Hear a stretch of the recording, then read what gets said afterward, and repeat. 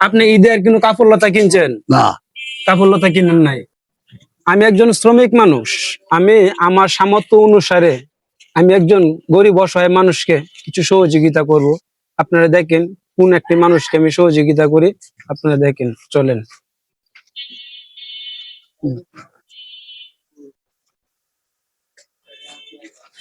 এই যে এই লোকটাকে আমি দেখতেছি অনেকক্ষণ যাবত, এর কাছ থেকে ওর কাছ থেকে 10 টাকা 5 টাকা সহযোগিতা চাইতেছে। তাই উনার ড্রেসটা দেখে আমার কাছে খুব একটা মায়া লেগে গেছে গা। আমি চাইতেছি উনাকে আমি কিছু আমার তরফ থেকে আমার সামর্থ্য অনুসারে আমি কিছু দেব। যে আগে ওই কাকা, আপনি ঈদের কোনো কাপড় লতা কিনছেন? না। কাপড় লতা কিনেন নাই? এখন আপনার যদি আমি কিছু দিতে চাই আমার সামর্থ্য অনুসারে আপনি নিবেন? নিবেন আপনার? হ্যাঁ, তাহলে চলেন আগে আপনার চুলগুলা কাটবো, কাটতে আপনাকে নিয়ে আমি কাপড়ের দোকানে যেয়ে আপনার চয়েস মতন আমার সামর্থ্য অনুসারে আপনাকে কিছু দিব।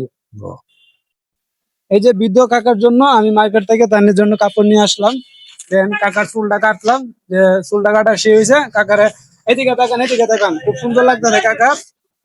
তার জন্য আমার সামর্থ্য অনুসারে একটা পাঞ্জাবি আনলাম। দেন একটা পাঞ্জাবি দিলাম আপনাকে, আর সামর্থ্য অনুসারে একটা লুঙ্গি দিলাম। হ্যাঁ, আপনি তাতে খুশি হয়েছেন কি?